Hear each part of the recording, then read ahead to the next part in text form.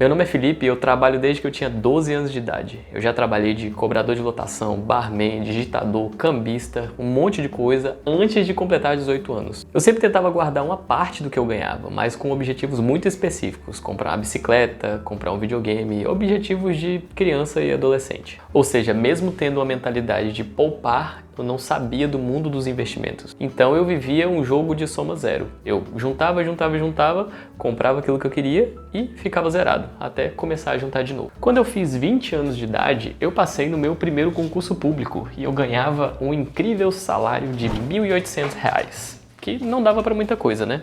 Mas aí eu pensei que eu realmente deveria começar a aprender sobre investimento neste momento. Isso porque eu ganhava pouco, mas o que me deixava mais com medo é não ter nenhuma reserva para qualquer emergência que acontecesse. E aconteceram várias emergências. Isso porque eu tinha um carro velho, um Uno 1993, que eu comprei para conseguir ir para a faculdade e para ir para o trabalho, e ele quebrava muito, vivia na oficina. E em determinado momento eu não tinha nem o dinheiro para pagar o conserto do carro, então eu tive que pegar um empréstimo consignado para pagar esse conserto. Então eu pensei, cara, isso está muito errado, porque eu não tenho dinheiro para pagar o conserto do carro, quer dizer que se acontecer alguma coisa pior, eu vou estar muito lascado. E aconteceu. Eu bati na traseira de um Civic e tive que pagar o conserto do meu carro e do Civic. Como eu não tinha dinheiro, peguei outro empréstimo consignado. E foi aí que eu resolvi colocar em prática o plano que eu vou te falar agora. O primeiro passo é quitar a dívida. Empréstimo, por mais que seja na forma consignado para servidor público, é um câncer na vida financeira de qualquer pessoa. Então, por isso, a minha prioridade número 1 era quitar as dívidas. Neste caso, as dívidas nem eram muito altas, eram empréstimos consignados que eu tinha pego para poder pagar conserto do carro e tal, mas assim, era uma coisa que dava para manejar, só que ainda assim tirava minha paz, porque eu sabia que tinha uma dívida e no final do mês eu terminava zerado e devendo. Então eu parei de aceitar todo e qualquer tipo de convite para sair, para balada, qualquer coisa que me fizesse gastar dinheiro, eu dizia apenas não. Eu não aceitava nenhum convite para sair, porque o meu foco total era em quitar essas dívidas. Além disso, eu tentei fazer renda extra de tudo quanto é forma. Então, na época, eu era servidor público da Secretaria de Saúde do Distrito Federal e sempre que surgia alguma oportunidade de fazer plantão, eu pegava o plantão. Então, fazia plantão na UPA, fazia plantão na gráfica. Teve até uma vez que eu tinha conseguido um plantão para trabalhar na gráfica da secretaria, só que eu tinha feito uma cirurgia de retirada do siso. Então, quando você faz essa cirurgia, você não pode fazer esforço físico, né? Senão inflama. Só que eu já tinha conseguido o plantão, que não era fácil, eu falei, vou trabalhar mesmo assim. Ou seja, no final das contas eu fiquei parecendo o Johnny Bravo, com a cara desse tamanho, mas a renda extra estava garantida no final do mês. Então, depois de um ano de bastante sacrifício sem sair de casa e tentando fazer renda extra de tudo quanto é forma, eu consegui quitar essas dívidas. Foi aí que eu coloquei em prática a segunda parte desse plano, que era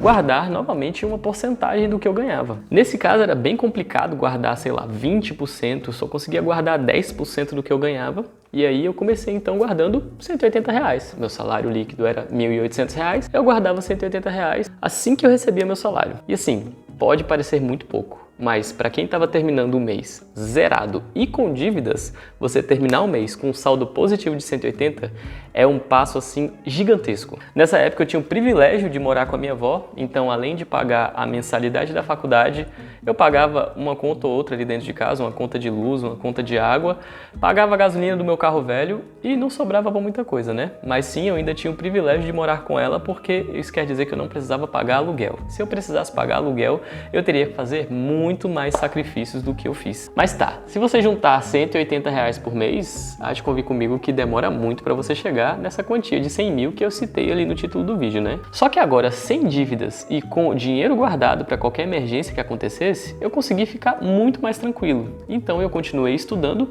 e eventualmente passei em outro concurso público que aumentou meu salário em 5 vezes. Agora, ganhando muito mais do que eu ganhava antes, o que era de se esperar é que eu fosse financiar um apartamento, né, num bairro bom, trocasse meu carro, pegasse um carro aí de playboy, financiado também, fosse pagar de rico nas festas, saísse pra caramba e tal. Só que eu não fiz isso. Eu mantive o meu padrão de vida. Eu continuei morando com a minha avó ainda por outros anos e, claro, dessa vez, como eu ganhava muito melhor, eu ajudava muito mais em casa.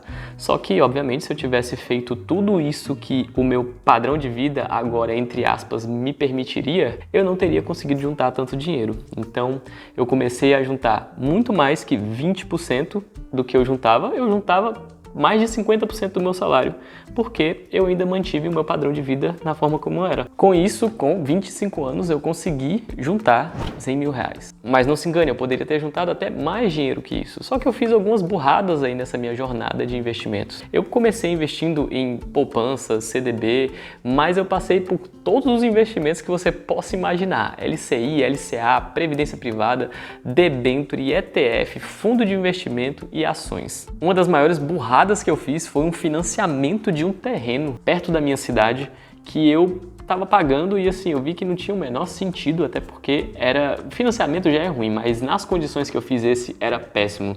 Eu não tinha nem condições de pagar, eu estava me enrolando numa dívida gigantesca e eu resolvi fazer o distrato, que em termos jurídicos é quando você desiste do contrato e aí você paga multas ali pela desistência do contrato, mas você pega parte desse dinheiro de volta. A empresa que deveria me devolver o dinheiro me deu um calote e eu tive que entrar na justiça e nunca vi a cor desse dinheiro. Então assim, sim, eu ainda tive alguns percalços nesse caminho. Eu também fiz investimentos que são assim bem duvidosos, como por exemplo debêntures, que para mim é um dos piores investimentos de renda fixa que existe na face da terra, então você deveria fugir disso.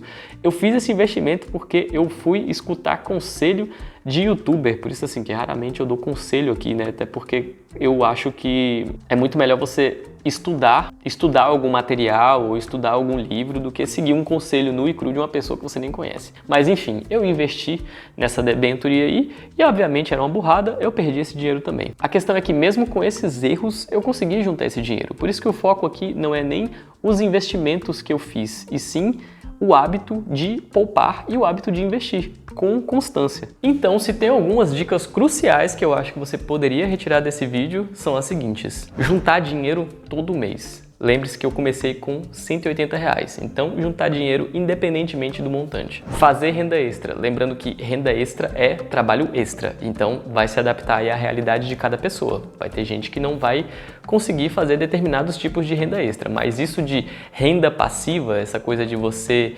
deixar o dinheiro trabalhar e você não ter que fazer nada, isso sim, na minha opinião, é uma coisa para quem já tem algum dinheiro, sabe? Não é para a grande maioria das pessoas. Se pagar primeiro, caiu o salário, você deposita parte do salário para você, para se pagar primeiro, para os seus investimentos. E você tem que lidar com o que sobrou para o resto do mês. Se chegar no final do mês e tiver faltando, você tem que adaptar o seu estilo de vida ou ganhar mais dinheiro. É simples assim. E por último, não aumentar o padrão de vida assim que você possa aumentar o padrão de vida. Ou seja, não quer dizer que agora, assim que você recebeu esse salário, que você pode arcar com outras coisas, que você deve gastar todo esse salário. E eu não vou te dizer que eu não tive vontade de fazer isso, porque eu tive muita vontade. Eu sou humano. Então assim que eu comecei a ganhar um pouco mais, ou que eu tinha uma quantia guardada, eu queria financiar um apartamento num bairro legal, comprar um carro de Playboy parcelado em 60 vezes. Eu até lembro que assim que eu entrei nesse novo trabalho, um colega que entrou junto comigo, no primeiro mês, ele pegou o salário dele inteiro, foi na concessionária da Kia e financiou um Cerato em 60 meses. Cada um com as suas prioridades. Era o sonho do cara, ele queria fazer isso, enfim, para minha realidade isso não era mais uma necessidade, até pelos perrengues que eu passei antes por causa de dívida, eu não queria isso mais na minha vida. Talvez ele precisa passar por outras lições para poder aprender. A questão é que sempre que eu tinha essas vontades de comprar alguma coisa que estava fora do meu padrão de vida e principalmente de querer me endividar para poder adquirir um bem que não fazia sentido, eu pensava que eu iria voltar para a estaca zero. Eu iria voltar para aquela vida de ficar contando no final do mês com zero na minha conta, chegando ali no final do mês com nada junto e com dívidas trabalhando contra mim. Então, isso era o suficiente para eu desistir dessa ideia. Ao contrário disso, eu preferia juntar mês a mês esse dinheiro para, eventualmente, se ainda fosse da minha vontade, comprar esse bem à vista, igual o Felipe lá de 12 anos de idade fazia. Se esse vídeo trouxe algo de valor para você, deixa um like que me ajuda demais, se inscreve nesse canal e a gente se vê no próximo. Valeu!